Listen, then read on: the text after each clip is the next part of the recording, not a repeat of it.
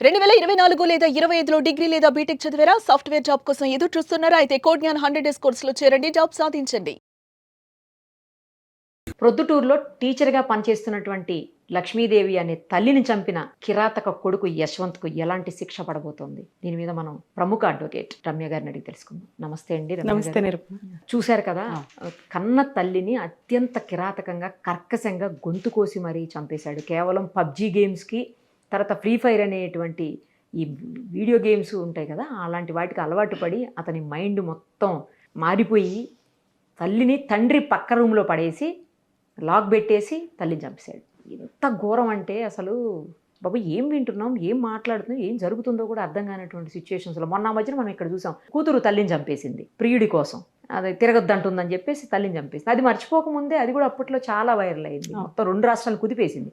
మళ్ళీ ఇప్పుడు ఈ పొద్దుటూరు ఘటన కూడా మొత్తం తెలుగు ప్రజలందరినీ ఒక్కసారి ఉలిక్కి పడేలా చేసినటువంటి పరిస్థితి.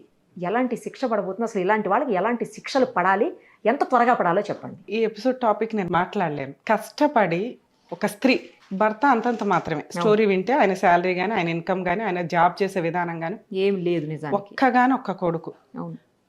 ఆమె పర్ఫెక్ట్గా లేకపోతే అడుగు తినాలి, ఏదో కూలి పనులు చేసుకొని. ఈయన రేంజ్ అలా ఉండదు. బీటెక్లు కంప్లీట్ చేసావు, హైదరాబాద్లో ఇండివిడువల్గా ఉండడం అనేది. కుటుంబ భారాన్ని మొత్తం నెత్తి మీద వేసుకొని సొసైటీ కోసం భర్తని పోషించుకుంటూ, భర్తతో ఏ కష్టాలు ఉన్నా కూడా సొసైటీ కోసం పిల్లాడికి తండ్రి ఉండాలి అని ఆమె అంత పర్ఫెక్ట్గా కుటుంబాన్ని లీడ్ చేసుకుంటూ వెళ్తే నెలకి 1 lakh అబోవ్ శాలరీ వచ్చే ఆవిడ శాలరీతోటి ఆ కుటుంబం రన్ అవుతుంది. అంటే ఒక వృక్షాన్ని కూర్చొని చక్కగా సేదతీరే వృక్షాన్ని నరికేసుకునే స్టేజ్లో ఒక్కగానొక్క సింగిల్ కొడుకు. నరికేయడానికి కూడా అసలు అతనికి ఫీలింగే లేదు. మనం ఆ వీడియోలు చూస్తే అర్థమవుతుంది, చాలా క్యాజువల్గా ఉన్న వ్యవహారం. తల్లులు భయపడతారు. ఇప్పుడు మగపిల్లలు ఉన్న తల్లులు భయపడే స్టేజీకి వెళ్తుంది. ఎందుకంటే మనం ఈ 2 టాపిక్సే మాట్లాడుకున్నాం. నిన్న ఒక న్యూస్ పేపర్ చూస్తే అందులో తాగుడికి డబ్బులు ఇవ్వలేదని వాళ్ళ అమ్మని చంపేశాడు ఏలూరు ఆ సరౌండింగ్స్లో. ఇంకో 4 రోజులు ముందుకెళ్తే ఆస్తి కోసం బండరాయి పెట్టి చంపేశాడు. ఇంకొంచెం ముందుకెళ్తే ఇంకేదో అడిగారు, తండ్రి ఇవ్వలేదని చెప్పి ఆని చంపేసిన సందర్భాలు. అంటే పేరెంట్స్ని చంపేసే స్టేజ్కి పిల్లలు పెరుగుతున్నారు. వాళ్ళ ఆలోచన విధానం మారుతుంది. ఉలిక్కి పడాల్సిన సందర్భంలో తల్లిదండ్రులు ఉన్నారు. తల్లిదండ్రులు ఒకప్పుడు మోరల్ వాల్యూస్తో పెంచేవాళ్ళు. తల్లిదండ్రులు ఒక్కళ్ళే పెంచేవాళ్ళ, కుటుంబం మొత్తం ఉండేది. పెద్దవాళ్ళంటే ఒక గౌరవం, ఒక రెస్పెక్ట్. ఎందుకంటే తప్పైనా మంచైనా వాళ్ళకి తెలుసు. ఏదైనా కష్టం వస్తే అమ్మా నాన్న చూసుకుంటారు, నానమ్మ తాతయ్యలు చూసుకుంటారు, అమ్మమ్మ తాతయ్యలు చూసుకుంటారు, మేనమామలు చూసుకుంటారు. తప్పు చేస్తే వీళ్ళందరి ముందు మన పరువు పోద్ది, నేను కొంచెం పద్ధతిగా పెరగాలి అనే ఒక కల్చర్లో మనందరం పెరిగాం. మన తర్వాత జనరేషన్ చూసుకుంటే ముందు వీళ్ళు కలిసి ఉండడానికి రెడీగా లేరు. వేరే ఇండివిజువల్, భర్త భార్య, 2 పిల్లల 3 పిల్లల, లేదా ఒక్కళ్ళే సింగిల్.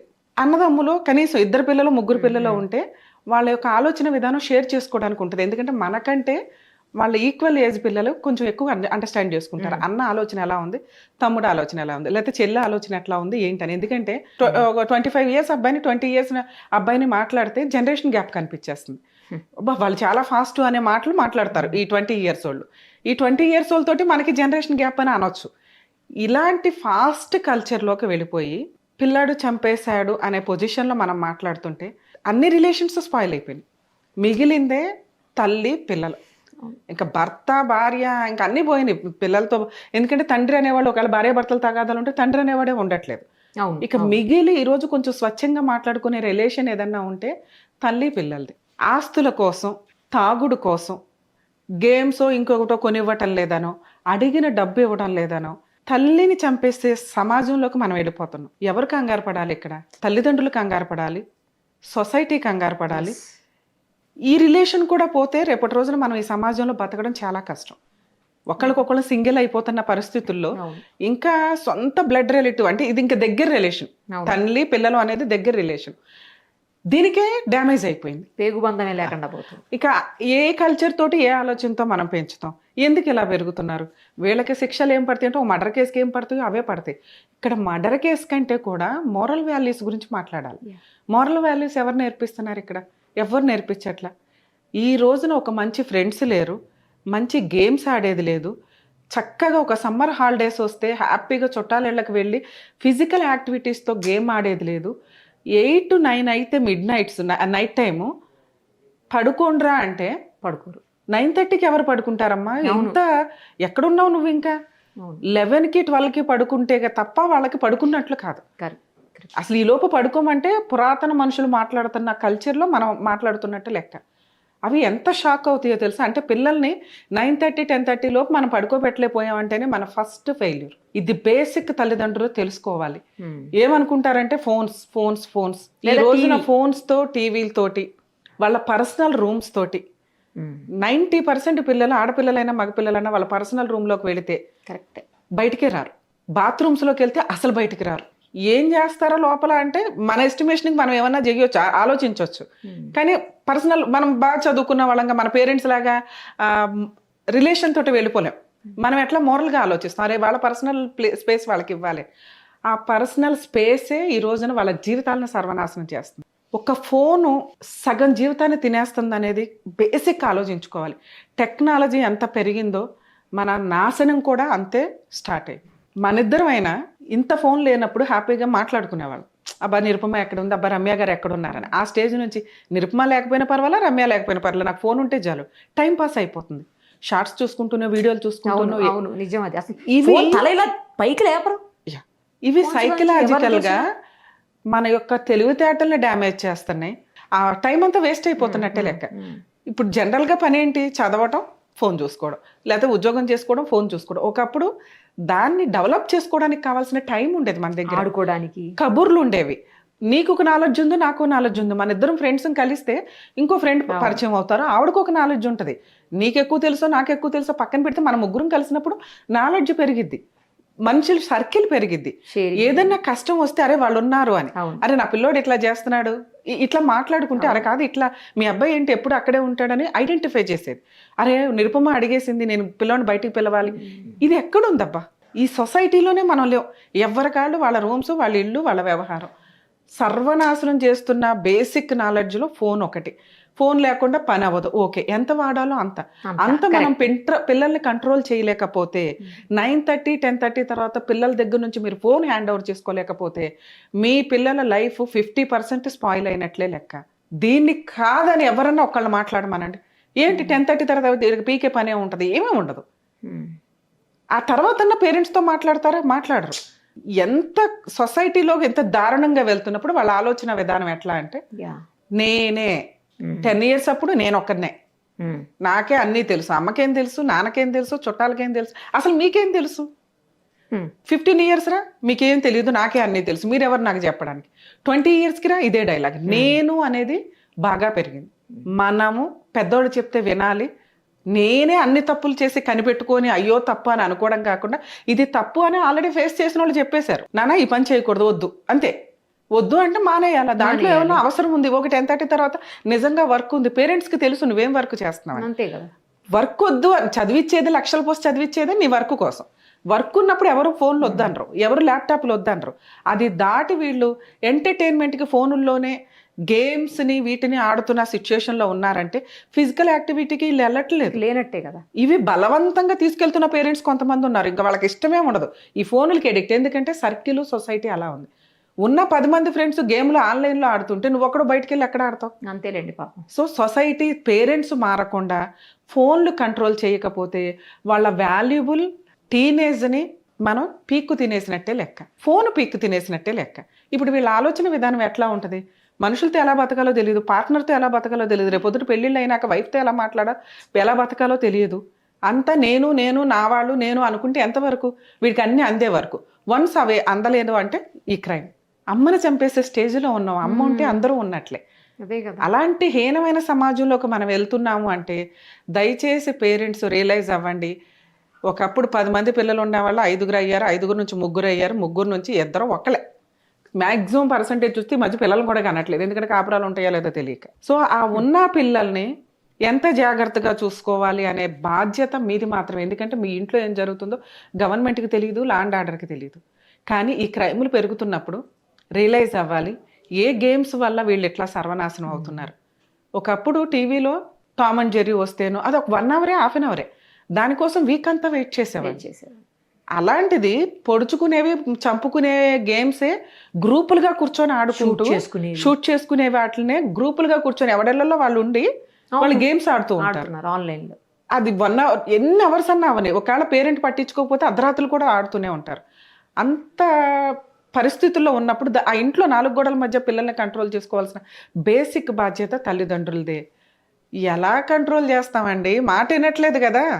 10 ఏళ్ళ పిల్లోడు ఎదురు తిరుగుతాడు, 25 ఏళ్ళ పిల్లోడు ఎదురు తిరుగుతాడు. ఎందుకంటే వాళ్ళకి అన్నీ తెలుసు అని వాళ్ళ ఫీలింగ్. మరి ఇది కంట్రోల్ చేయాల్సిన విధానం ఎవరిది? అప్పుడు ఎవరు వస్తారు సమాజంలోకి? గవర్నమెంట్ వస్తుంది. ఎందుకంటే మన ఇంట్లో మనం లీడర్స్ అయితే మన అందరినీ చూడాల్సింది రాజు ఎవరు ఇక్కడ? గవర్నమెంట్ ఆలోచించాలి. సమాజంలో ఏ క్రైమ్స్ ఎక్కువ పెరుగుతున్నాయి, ఎందుకు కేసులు రిజిస్టర్ చేయండి, మీకు ఏదైనా అన్యాయం జరిగితే అని ఎందుకు అంటామంటే ఆ పర్సంటేజ్ ఏ విషయాల్లో ఎక్కువ జరుగుతుందో తెలిస్తే అవి దేనివల్ల వస్తున్నాయి, పర్యవసానాలు కంట్రోల్ చేయడానికి. తాగుడు కామన్ అయిపోయింది. తాగపోతే ఇన్సల్ట్ ఈ రోజున టీనేజర్స్. అలాంటి వాళ్ళకి ఫ్రెండ్స్ ఉండరు, తాగని వాళ్ళకి. సిగరెట్లు తాగపోతే వాళ్ళకి ఫ్రెండ్స్ ఉండరు, అదొక ఇన్సల్ట్. ఏరా నువ్వు అమ్మ కూర్చోవా, నాన్న కూర్చోవా, నువ్వు తాగవా, నువ్వు వేస్ట్ ఫెలో. గర్ల్ ఫ్రెండ్స్ లేకపోతేనే, గర్ల్ ఫ్రెండ్స్కి బాయ్ ఫ్రెండ్స్ లేకపోతేనే ఇది. ఈ స్టేజ్ ఎక్కడ దాకా వెళ్ళిపోయిందంటే ఈ రోజున మీరు ఏ కాలేజీ ఏ యూనివర్సిటీ పట్టుకున్నా కూడా డ్రగ్స్ వాడే మాఫియాకి వెళ్ళిపోయింది. ఎందుకంటే డబ్బులు ఒకప్పుడు 100 రూపాయలు దొరికితే నెలంతా పాకెట్ మనీగా వాడుకునే స్టేజ్ నుంచి రోజుకి 5,000 ఖర్చు పెట్టే రేంజ్లో పిల్లలు ఉన్నారు. అది మిడిల్ క్లాస్ ఫ్యామిలీ అయినా కూడా. సో అలాంటి స్టేజ్లో వాళ్ళు అంత అడ్వాన్స్డ్గా, అంత చెడు వ్యసనాలకి అది లేకపోతే వాళ్ళు మంచి పిల్లలు కాదు. అంటే సమాజం అంతా బురదగా ఉన్నప్పుడు వీడు ఒక్కడ ఫ్లవర్గా ఉంటే యూజ్ అవ్వట్లా. వీడు కూడా ఆ బురదలోనే ఉండాల్సిన పరిస్థితి, లేకపోతే వీళ్ళకి సర్కిల్ ఉండదు. అప్పుడు వీళ్ళు చేస్తున్న పనులు ఏంటి? ఈ ఫోన్లు. ఆ తర్వాత నెక్స్ట్ స్టెప్ ఫోన్స్లోను వీటిల్లోనూ జీవితాలు సర్వనాశనం చేసుకోవడం.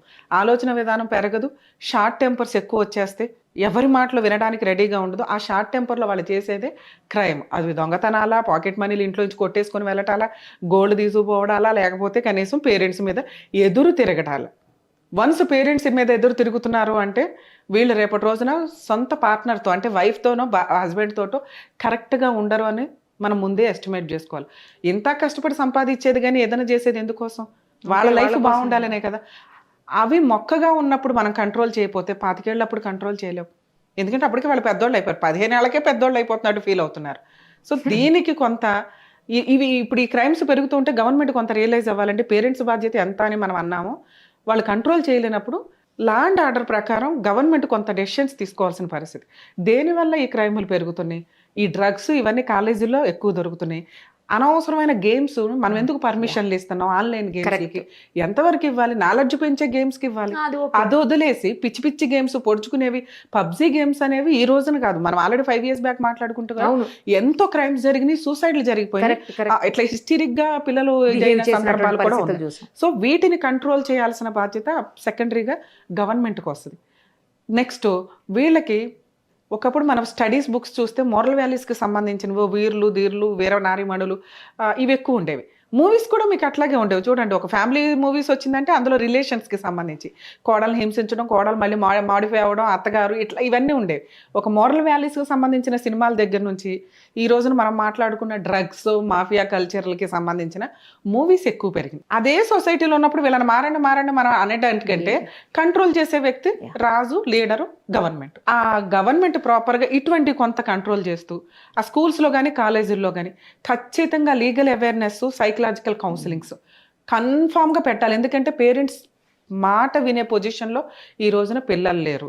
ఎందుకంటే మనం జాయింట్ ఫ్యామిలీలో ఉండడానికి రెడీగా లేనప్పుడు మనం ఫ్రూట్స్ ఎక్స్పెక్ట్ చేయడానికి కుదరదు. సో ఫ్రూట్స్ ఎక్స్పెక్ట్ చేయాలంటే ముందు మనం కూడా మన కుటుంబం, మన అమ్మ నాన్న, మన అత్త మామ, మన మేనమామలు, మన మరుదులు, మన తమ్ముళ్ళు అనుకుంటే ఈ కుటుంబాన్ని చూసి ఆ పిల్లోడు మారుతాడు, ఆ అమ్మాయి మారుతుంది. ఈ రోజున ఆడపిల్లలు కానీ మగపిల్లలు కానీ ఫిజికల్ రిలేషన్స్లోనూ ఎక్సీడ్ అయిపోయి ఉన్నారు. పేరెంట్స్ కంట్రోల్ చేయలేకపోతున్నారు. క్రైమ్ పర్సంటేజ్ ఆస్తుల కోసం విపరీతంగా తల్లుల్ని చంపేసే డ్రగ్సో తాగుడుకో బానిసైపోయిన పిల్లలు ఎక్కువ కనిపిస్తున్నారు. ఇక పేరెంట్స్ వాళ్ళు జాగ్రత్త పడటంతో పాటు పిల్లల్ని ఏం చేస్తున్నారు అనేది కనిపెట్టడం, ఫోన్స్ ఆపటంతో పాటు ఒకవేళ ఏదన్నా డౌట్ వస్తే సైకలాజికల్ కౌన్సిలింగ్కి తీసుకెళ్ళడానికి ఎక్కడా డౌట్ పడద్దు. అంటే యాక్చువల్గా ఈ కేసులో అబ్బాయిని తీసుకొని వెళ్ళారు, అయినా కూడా అబ్బాయి మళ్ళీ మానలా. కానీ ఒక్కగానే ఒక కొడుకు ఎదురు తిరుగుతుంటే ఈవిడికి సపోర్ట్ ఎవరున్నారు? భర్త సపోర్ట్ చేయాలా, నాన్న తీసుకెళ్దామని అతను మోటివేట్ చేసుకుంటూ తీసుకొని వెళ్ళాలి. అన్నీ ఈవిడే చేయాలి, ఈవిడే ఇన్కమ్, ఈవిడే పని, ఈవిడే డబ్బులు, కొడుకు పంపించాలి, భర్తను చూసుకోవాలి. ఇన్ని రకమైన ప్రెజర్స్.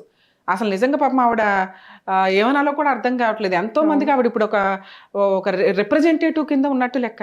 తల్లిదండ్రులు టీనేజ్ పిల్లలు ఉంటే కనుక కొంచెం ఆలోచించుకోండి. మీ పిల్లల యొక్క ఫోన్ ఏ టైంలో వాడుతున్నారు, ఏ టైం వరకు పర్మిషన్ ఇవ్వాలి, ఏ గేమ్స్ ఆడుతున్నారు, అసలు వాళ్ళ పర్సనల్ లైఫ్ ఏం చేస్తున్నారు, కొంచెం వాళ్ళు చిన్నగా ఉండగానే మీరు అబ్జర్వ్ చేసుకుంటూ మీ వైపు మోటివేట్ చేసుకోండి. 2, కొంచెం గవర్నమెంట్ రియలైజ్ అవ్వండి.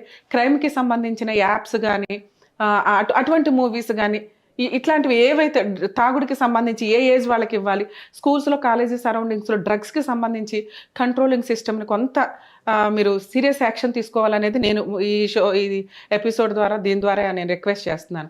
స్కూల్స్లో కాలేజీల్లో లీగల్ అవేర్నెస్, అలాగే సైకలాజికల్ కౌన్సిలింగ్, అంటే కొంత ఎవరికన్నా కానీ తీసుకొని వెళ్ళి వాలంటరీగా చేయమన్నా అలాంటి వాళ్ళు అందరూ వెళ్తారు. సైకాలజిస్టులు కూడా చాలా మంది ఉన్నారు. వెళ్ళి మోటివేట్ క్లాసెస్ ఇవ్వండి అంటే వీక్లీ వన్సో మంత్లీ వన్సో వెళ్ళొచ్చు. అలా వెళ్తారు కూడా అన్ని చోట్లకి. అలా మీరు ఫీజులు లక్షలు తీసుకోవడమే కాకుండా ప్రైవేట్ కాలేజీలు, యూనివర్సిటీలు ఈ క్లాసెస్ కూడా ఉండేలాగా చూసుకోవడం ఒక పద్ధతి, రూల్ అని గవర్నమెంట్ పెడితే వాళ్ళు వచ్చినట్టు అవి కండక్ట్ చేస్తారు. వీళ్ళకి ఏదైనా కష్టం వచ్చినప్పుడు వాళ్ళతో మాట్లాడితే సైకాలజిస్టులకు తెలిసిపోద్ది. అలాగే లీగల్గా ఈ మోరల్ వాల్యూస్కి సంబంధించి ఇవి మాట్లాడాల్సి వచ్చినప్పుడు అడ్వకేట్కి అర్థమైపోద్ది వీళ్ళ ఆలోచన విధానం ఎట్లా ఉందని. పేరెంట్స్ని పిలిపించి ఎట్లా మోటివేట్ చేయాలనేది చెప్పడం మన బాధ్యత. కనీసం కొంత కంట్రోల్ చేయడానికి ప్రెజెంట్ ఉన్న అడ్వాన్స్డ్ కల్చర్లో ఇవే. ఎందుకంటే ఇంకొక 5 years 10 years తర్వాత మనం మాట్లాడుకుంటే మనుషుల గురించి మాట్లాడుకోవడం మానేసి వీళ్ళందరూ ఫ్రెండ్షిప్ ఎవరితో చేస్తారంటే ఫోనులతోటో లేకపోతే రేపో మాపో రోబోలు వస్తాయి, రోబోలతోటో చేసి మొదలైంది. మనిషి నమ్మటం, మనిషి ప్రేమించడం దగ్గర నుంచి రోబోలను ప్రేమించే స్టేజ్కి వెళ్తాం. అప్పుడు రోబోల గురించి మాట్లాడుకోవాల్సిన కర్మ వస్తుందేమో. మనిషే ఫైనల్. మనిషి మోరల్ వాల్యూస్, మనిషికి ఇంపార్టెన్స్ ఇచ్చుకుంటూ ఉంటేనే మన మానవ సమాజం కొంచెం ముందుకెళ్తుందేమో అని నా ఉద్దేశం. పర్ఫెక్ట్ చెప్పారండి. థ్యాంక్ యూ అండి. Thank you so much. Suman టీవీలో మీ పర్సనల్ అండ్ బిజినెస్ ప్రమోషన్స్ కోసం కింది నెంబర్కి కాంటాక్ట్ చేయండి.